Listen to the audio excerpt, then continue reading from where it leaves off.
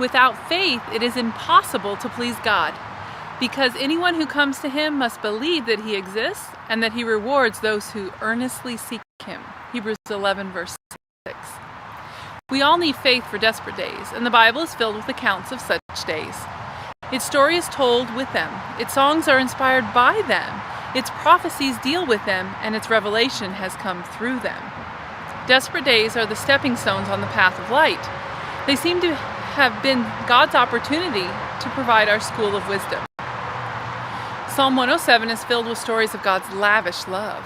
In every story of deliverance, it was humankind coming to the point of desperation that gave God his opportunity to act. Arriving at their wits' end, check out Psalm 107, verse 27, of desperation was the beginning of God's power. Remember the promise made to a couple as good as dead, that their descendants would be as numerous as the stars in the sky and as countless as the sands on the seashore? Hebrews 11, verse 12. Read once again the story of the Red Sea deliverance and the story of how the priest who carried the Ark of the Covenant of the Lord stood on firm, dry ground in the middle of the Jordan. Joshua 3, verse 17.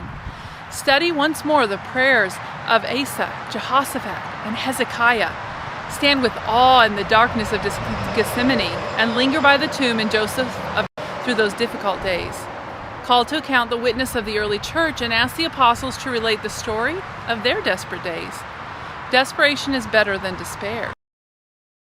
Remember, our faith did not create our desperate days. Faith's work is to sustain us through those days and to solve them. Yet the only alternative to desperate faith is despair. Faith holds on and prevails.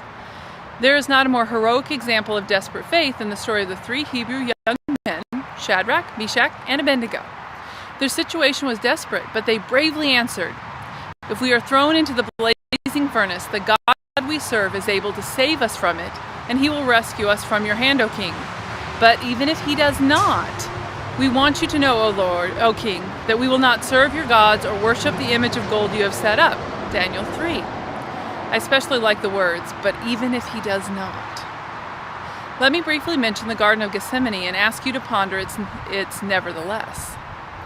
If it be possible, nevertheless, Matthew 26:39, our Lord's soul was overwhelmed by deep darkness.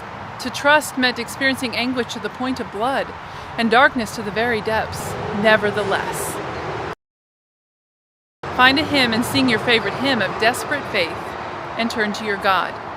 Here's an example of one you could sing. When obstacles and trials seem like prison walls to be, I do the little I can do and leave the rest to you.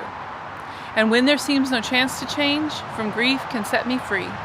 Hope finds its strength in helplessness and calmly waits for thee.